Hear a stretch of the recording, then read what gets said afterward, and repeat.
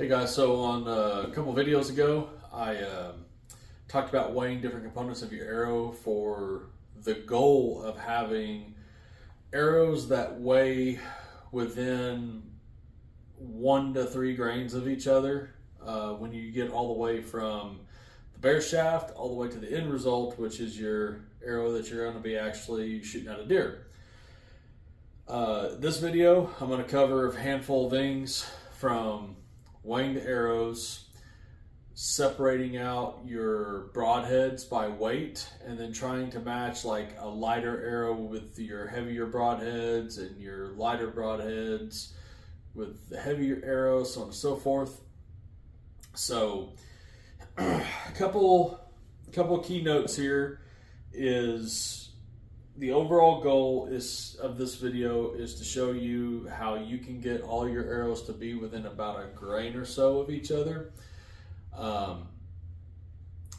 The long story short, a lot of this stuff isn't going to really affect shots at the closer ranges like 20, 30 yards.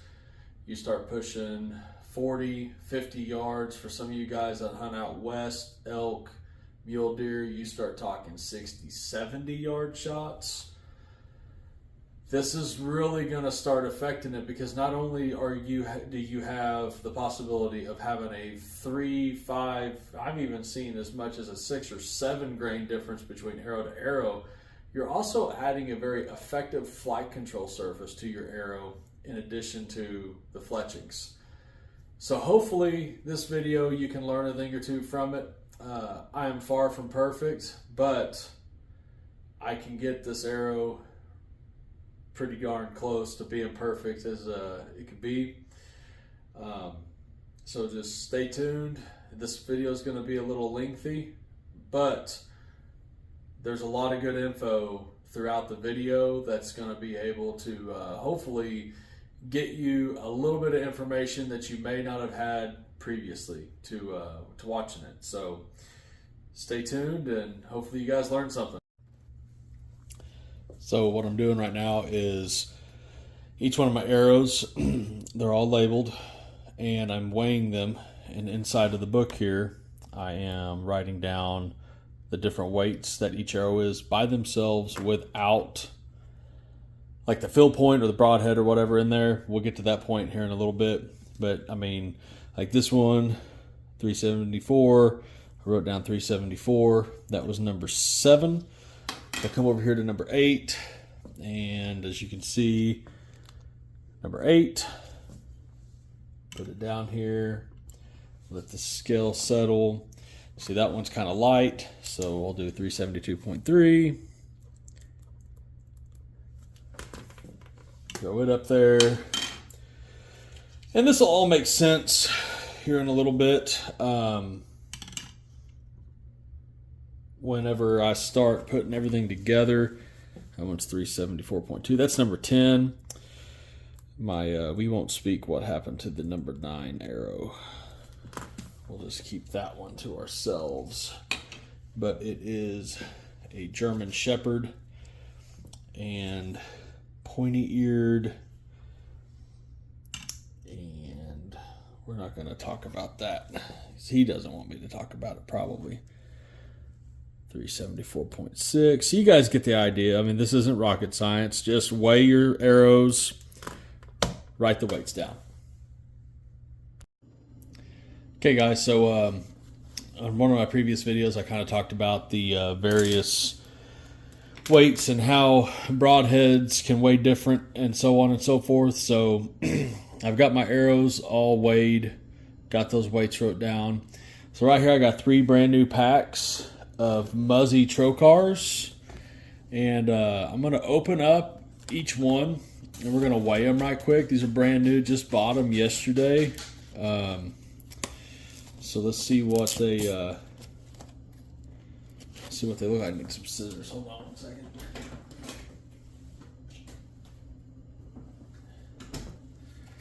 So it's important. I mean, I don't know. It's important to me, and I think it's important to a lot of folks that take this, take their arrows and take hunting serious. We owe it to the animals to do our absolute most to make sure that we're killing them as ethically as we possibly can. So every little thing that I can do that is going to put me in a better position to recover that animal and to make sure that that animal is lethally killed, I'm going to do it. And that's me personally. I can't speak for everyone else out there.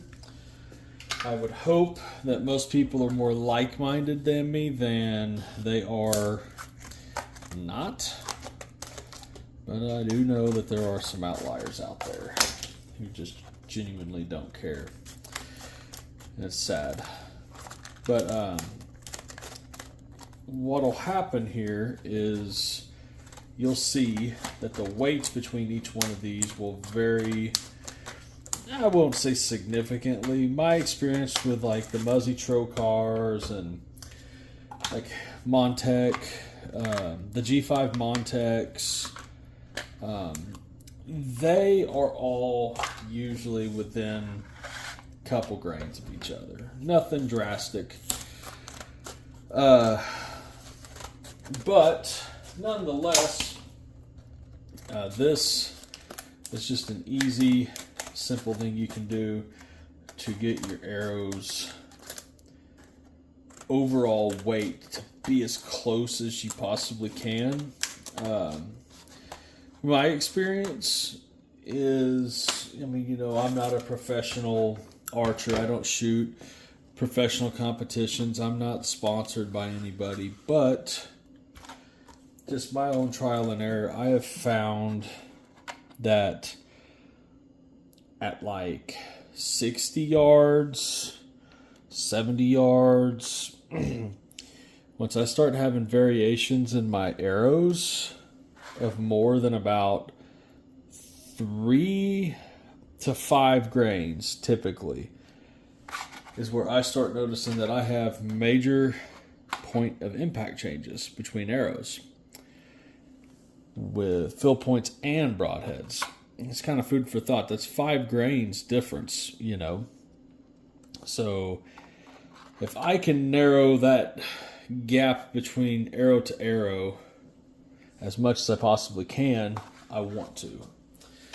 So I got 6 brand new Muzzy Trocars. If you will look on these, each one of them has shall we say, grommet washer on there that will come off if you're not careful. So it's important you weigh it with that on this particular thing. So whether it's a Rage with the little split sleeves that go over it, make sure you have all the components for the broadhead attached. So now we're going to weigh it. Let's see what this one weighs. So these are 100 grain broadheads per the package. And that one, now that the scale stabilized, it's right at 100. So we're going to put it's going to be my perfect pile. Let's weigh this one.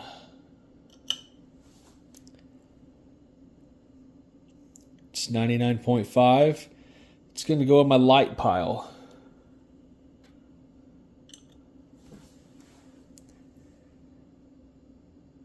That one's stabilized. It's at 100. It's going to the perfect pile. Let's go this one. 99.9. We're going to call that the perfect pile.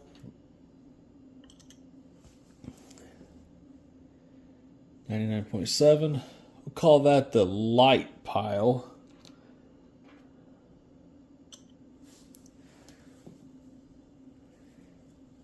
Perfect.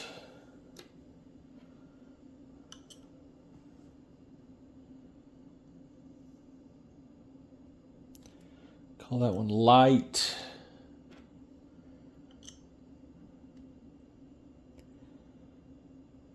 Call that one light. We'll put it kind of off here to its side. I'm going to try to keep them in order, lightest to heaviest. It's kind of what I'm going for here, except for this one. I need to reweigh those here in a second. And that one's definitely, so that's right there in that perfect pot. I want to say this was also 99.91.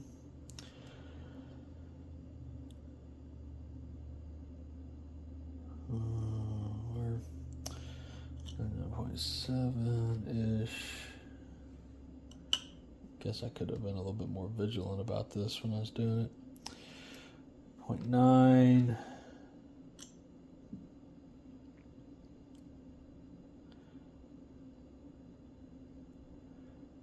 99.9 is where we stabilize that. And then, last but not least,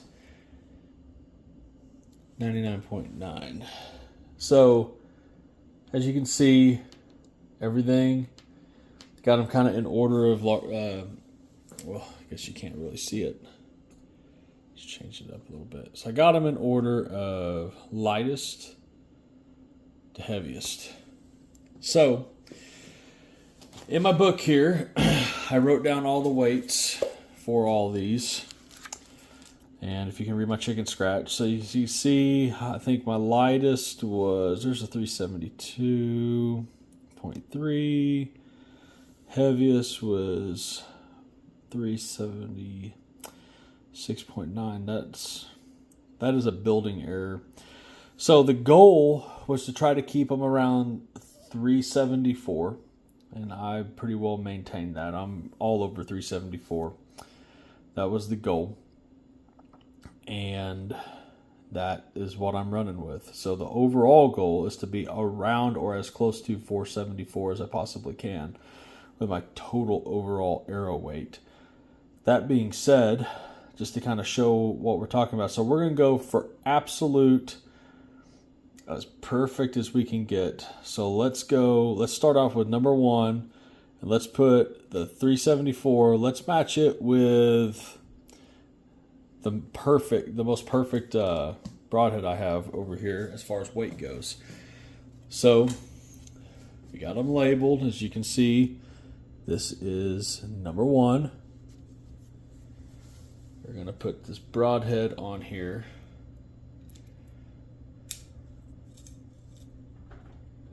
Okay, broadhead is on. Let's weigh it. Let's see what we got here. Now that this weight's on here, I'm going to have to rebalance it because the FOC. So 373 or 473.8. That's about 473.8.9. This scale is actually a older reloading scale I had. So I've got the AC vent right above me. So that's kind of where some of this fluctuation is coming from. But nonetheless, you kind of see the point there. So we're gonna set this one off 3, 4, and I'm not gonna write this weight down yet because I want to show you guys kind of what I'm doing here. So 473.8 is what 1 was. So now let's go back here, reference the book. Let's go to my lightest arrow. 472 or 372.3, I believe, was my lightest arrow on here. There's a 0.5. 0.5. Yeah, so this point, where was it at? 372. Yeah, number 8. That was my lightest arrow out of the whole bunch. So let's find number 8 here. There she is. Now let's put my lightest arrow here with another one of my perfect ones.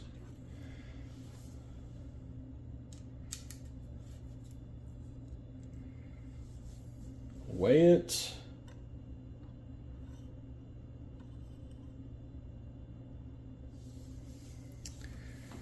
Uh-oh, look at that. I'm a grain lighter than the other one. But now what if that's a perfect weighted arrow, and this is one that is not quite correct. So now what if, just for shits and giggles here, let's put these back, and let's take this number 4 here on this perfect weighted arrow. Weigh it.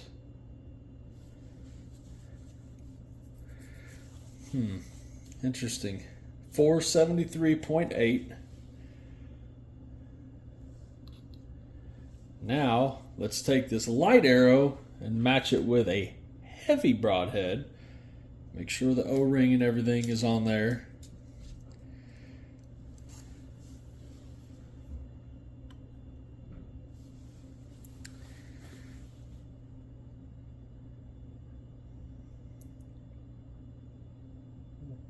We're still light, but we are within a grain and a half of each other. Remember, I said 3 grains is kind of that point where it's like you need to try to stay within a grain of each other. So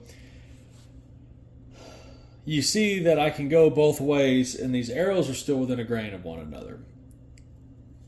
But now let's just show the extreme of this. So let's go with my heaviest arrow, 4A, which is 376.9 grains bare. So here's the number 4. Let's go with my lightest broadhead. On my heaviest arrow, lightest broadhead.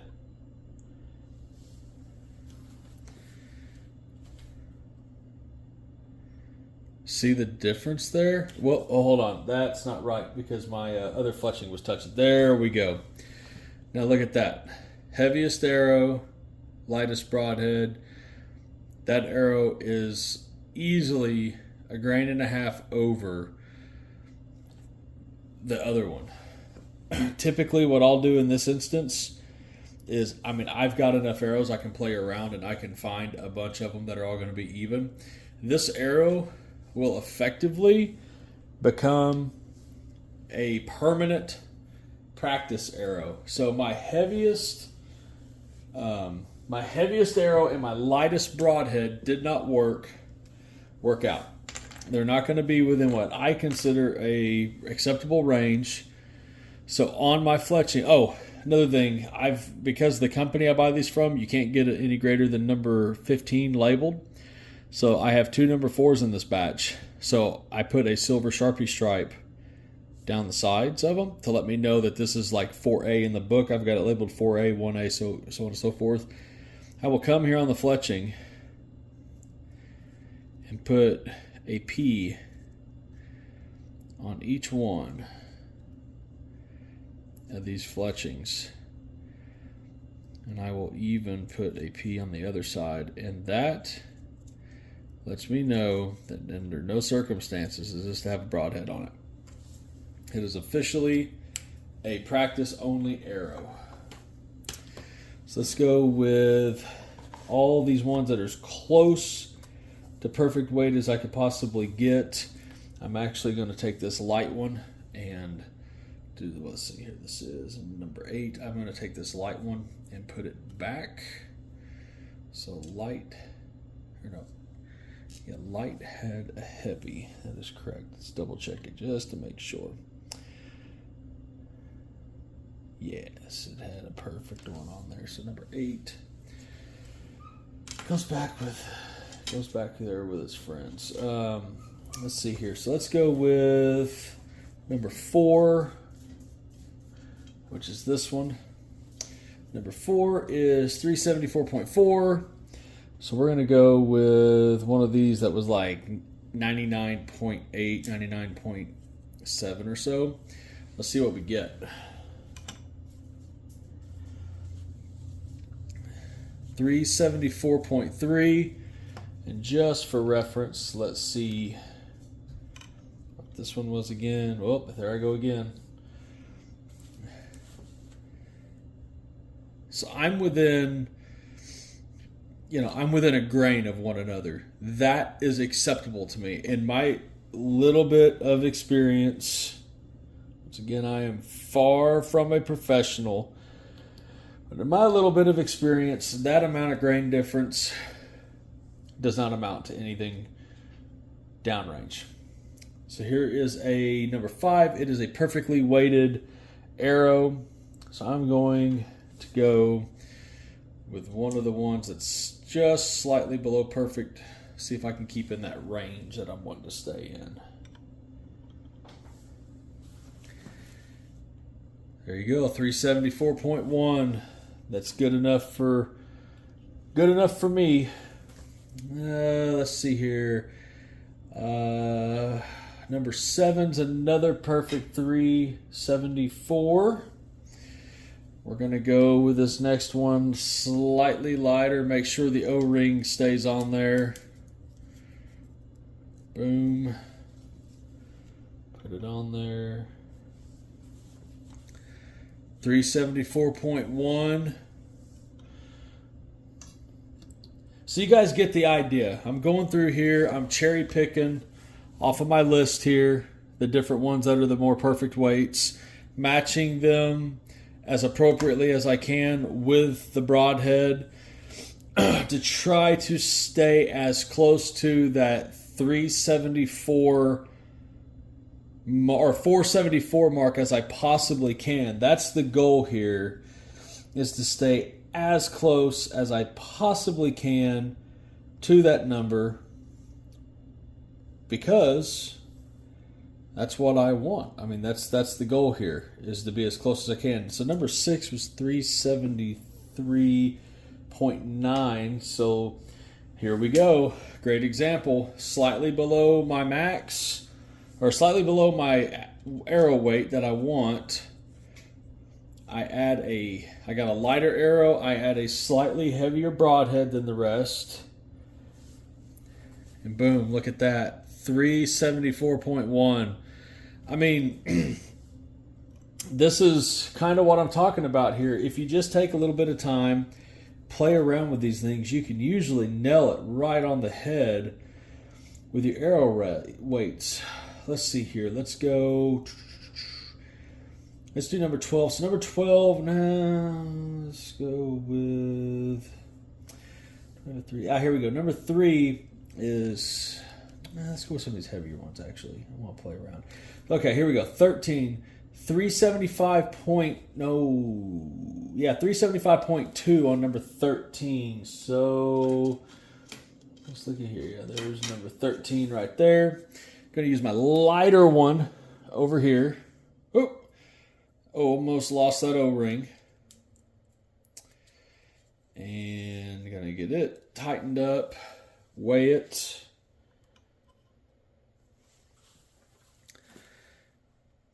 I'm 0.8 over the rest of them.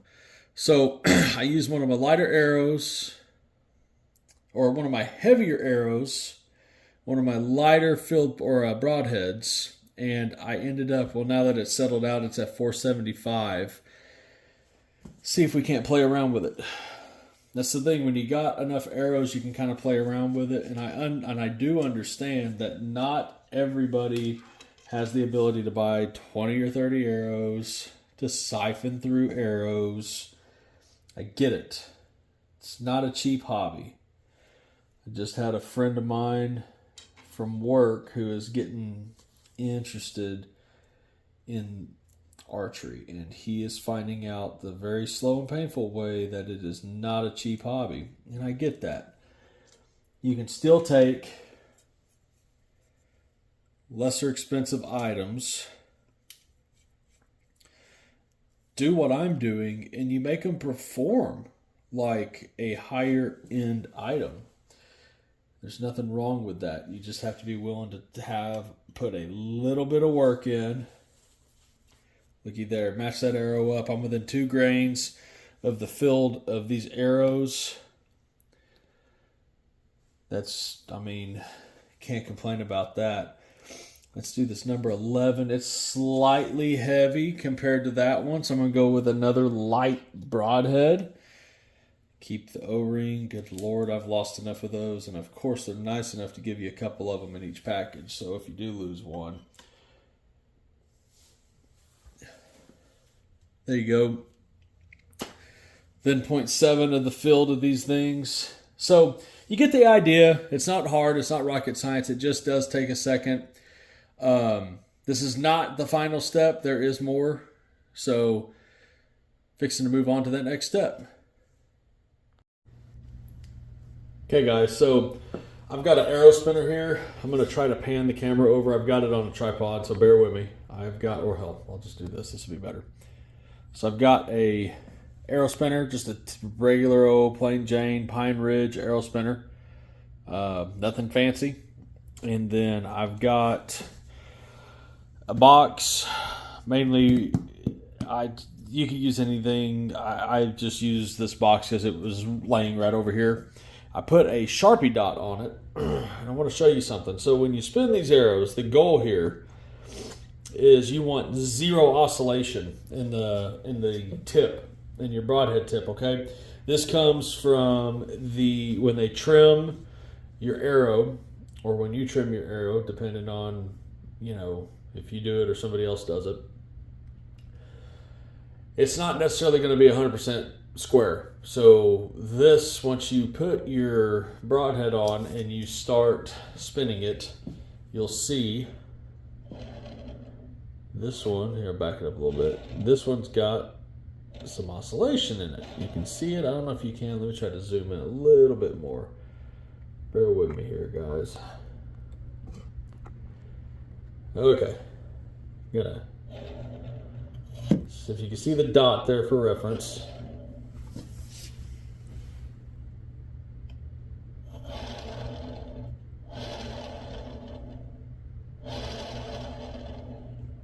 You have just a little bit of see how that tip is moving?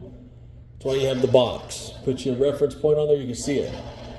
That little bit of movement can cause you a lot of problems when you're firing your arrow.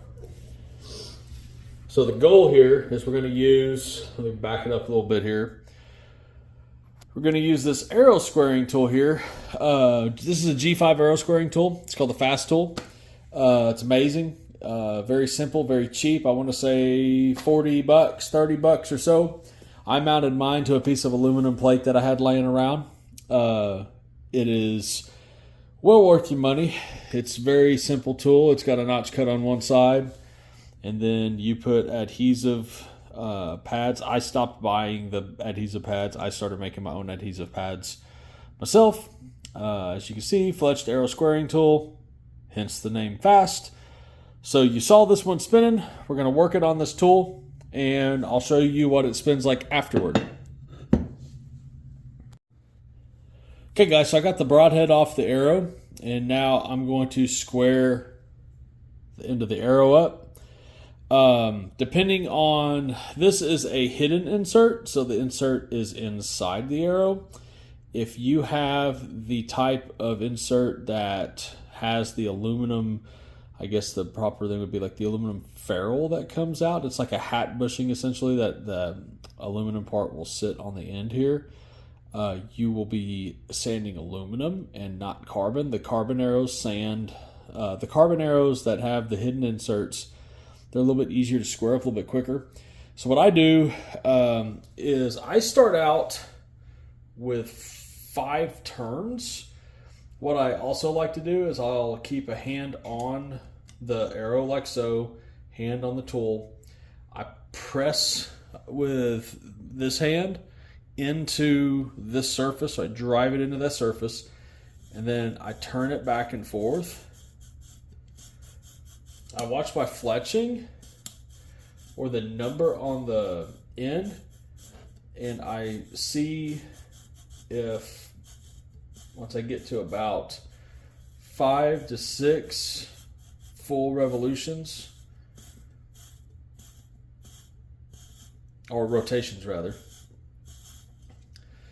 and take them, tap them on the end there. Now, when you put your broadhead on, boom, there's that. Now let's go to the best part of this, is when you do this 3 or 4 times and it finally gets straight for you. Finally starts moving good. Let's get it zoomed in here for you.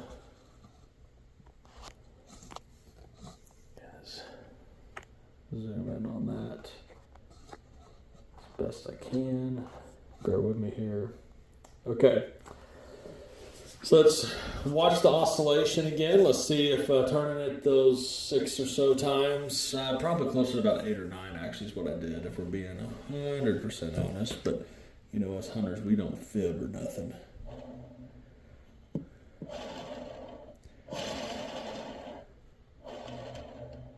Still got a little bit of oscillation on the end.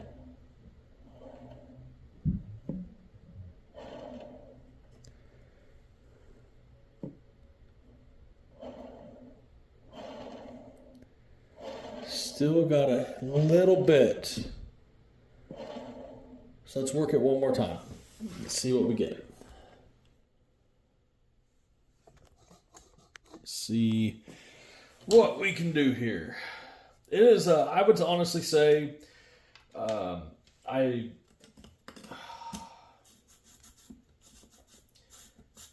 end up doing this about, on average, on each arrow.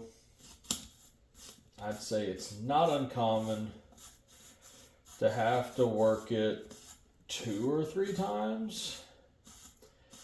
After about 2 or 3 times, the thing you have to start worrying about is you're sanding the material off to the point. Uh-oh, there goes that O-ring. That's what I was talking about. Oh my goodness. It is way down there. Okay. So you'll end up creating a space between the ferrule of the broadhead and the arrow itself because you're removing material. So you can always remove it, you cannot put it back. So remember that when you're doing this, so you don't cause yourself any more undue grief than you already are having to go through by spinning these multiple times. So let's see what about 5 or 6 turns and some twists did here. Look at that, that's a lot better. That's pretty good.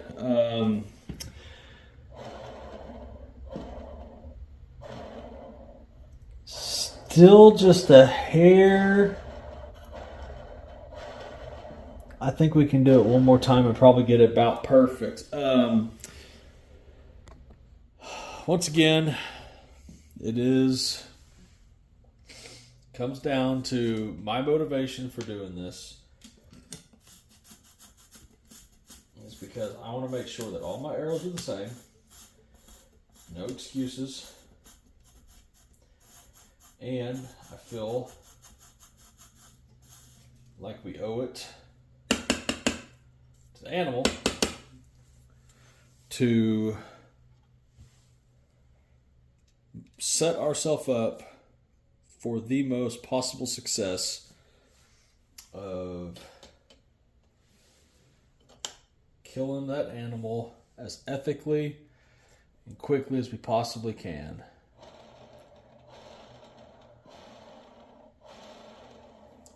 Man, oh man, it has still got a little bit of wobble on it. So another thing we can do is flip that little O-ring around sometimes. Also, another thing too is a lot of people just crank those broadheads in. You don't have to just tighten the holy hell out of them. Yeah, that's pretty. Swapping that thing around like that did a pretty good job. I want to hit it one more time, just a little bit. Let's see.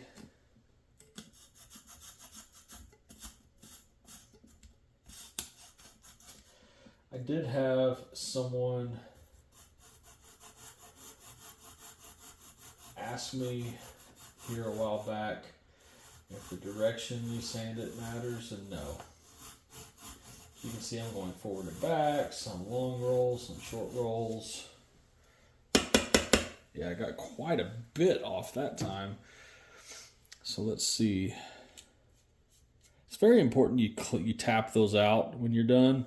If you don't tap it out, that carbon dust gets in there. It just causes some problems. It's just easier to get rid of it. Oh yeah, there it is. That cleaned it up. That last one. So look, guys, I lied to you. You guys can get me in the comments for lying. I said 3, but 4. Going to zoom in on this and let you take a little bit better look at this compared to the first couple of times. But if you look at it while it's sitting on the box, now that tip is not moving at all. That's exactly right there. That is exactly perfect. That's exactly what you want. That is your end result that you're looking for. That right there is an arrow that no matter what you do to it, it's going to fly good as long as you do your job on your end. That is the end result. That is what you're looking for right there. Okay, guys, so you just watched me weigh the arrows. You watched me weigh the broadheads. You watched me square the arrows, spin them, and get all the way to the finished product, which is an arrow that is ready to put in your bow. And everybody probably thinks ready to hunt.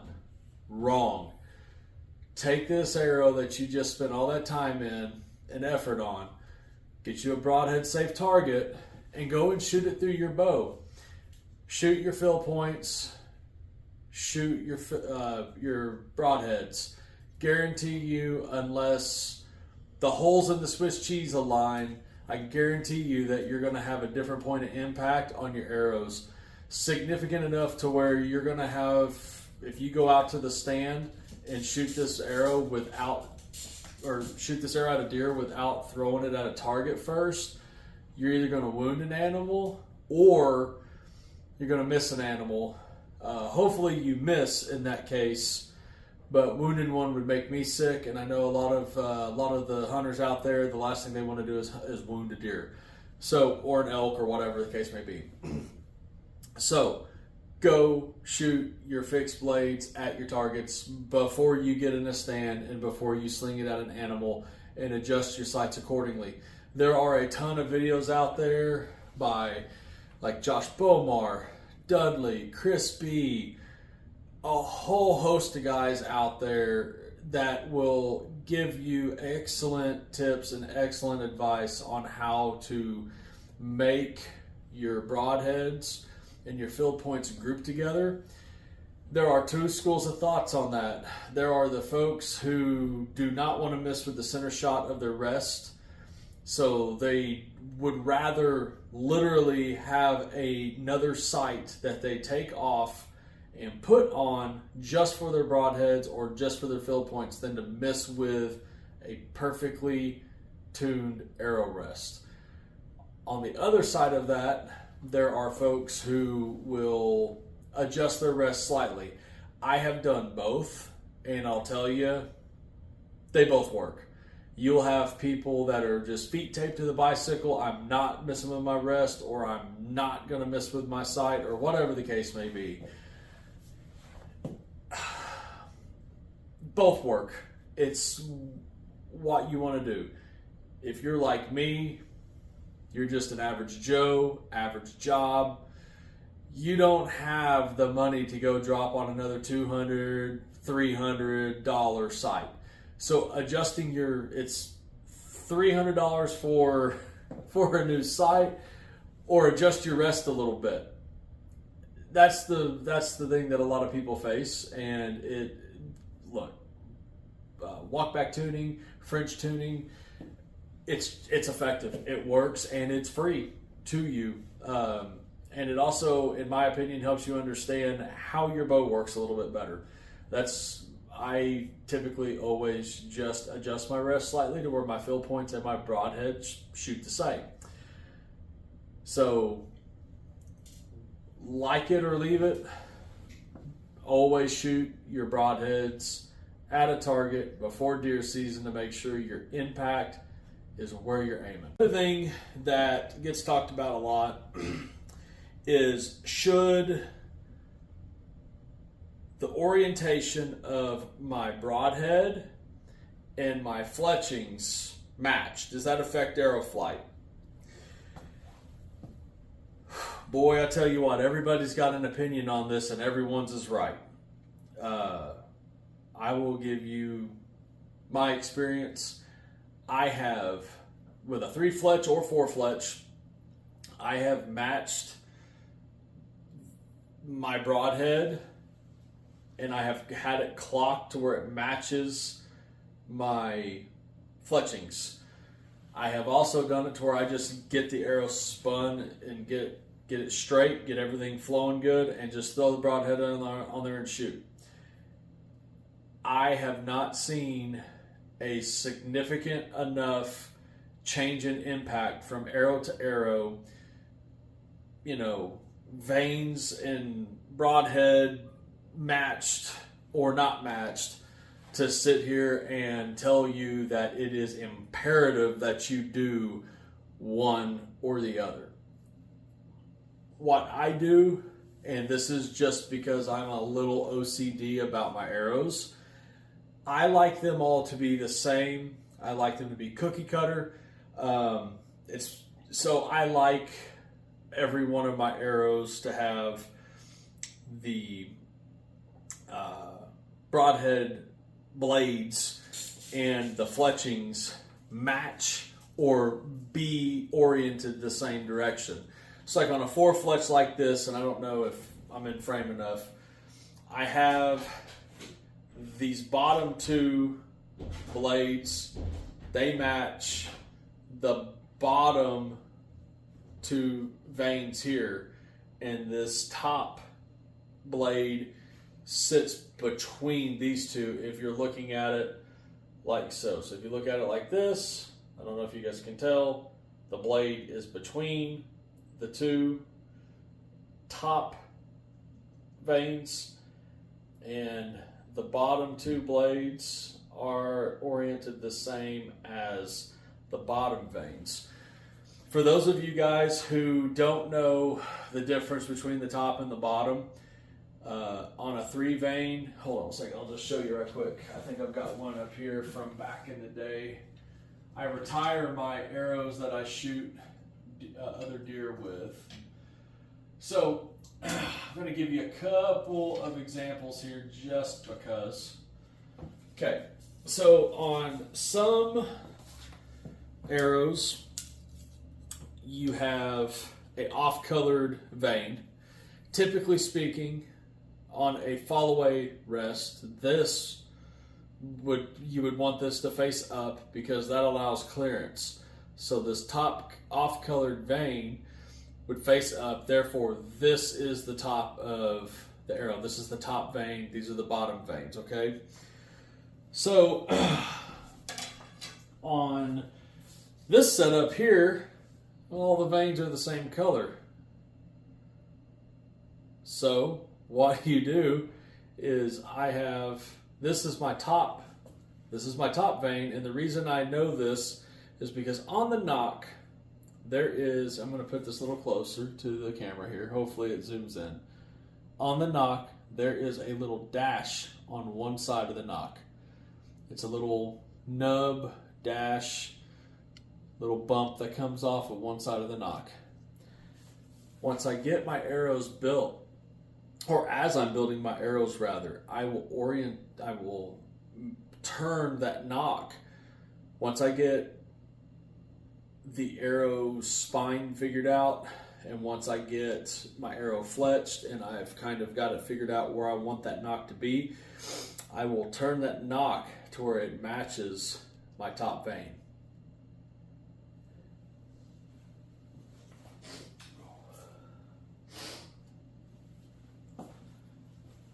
So back in this case here,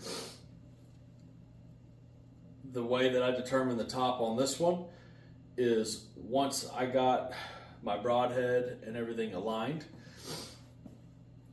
on this 4 fletch here, I turned that knob, that little bump on the side of the nock, to where it's going to be the same on every arrow. Me personally, that bump is always towards me.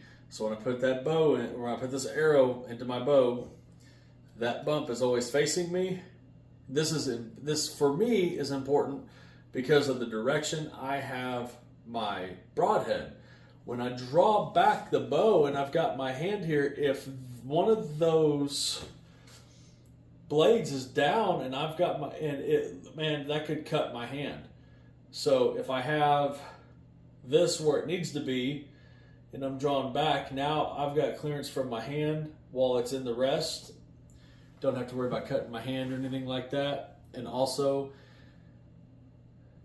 the primary point of me making all mine match is because I want to make sure that everything is the same. That way, if there's any issue downrange, I can separate it from an equipment issue or the guy pulling the trigger issue. Because we always want to blame our equipment, but we rarely ever want to point the finger at ourselves, especially some people that are prideful. You know, and it's a hard pill to swallow for some people when they spend $2,500, $3,500 on a bunch of archery equipment, and then they shoot just like they were when they were buying, you know, the Bass Pro $299 special with whisker biscuits and all that good stuff. So little things add up to create big changes downrange. For me, some of the little things is like spending a little bit of extra time to make all of my arrows the same weight, cookie cutter, and match.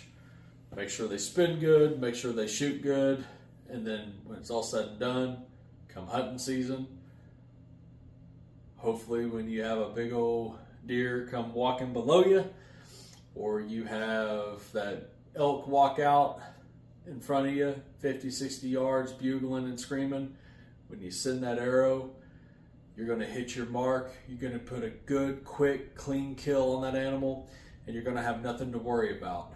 Please, guys, leave any comments, questions, tips, or anything that you want to in the comments. I feel like if you ever stop being a student of something, you've already lost. The more I get into archery as an adult, the more I realize I don't know. So please, please, please, if you have anything to say it in the comments, good or bad. If you guys want to see something different or you want to see me try something out, let me know and I'll try to make it happen. Thank you, guys. Remember, every day with a bow is a good day. There's no bad days with a bow. Be safe, be happy, and enjoy life. We'll catch you later. Bye.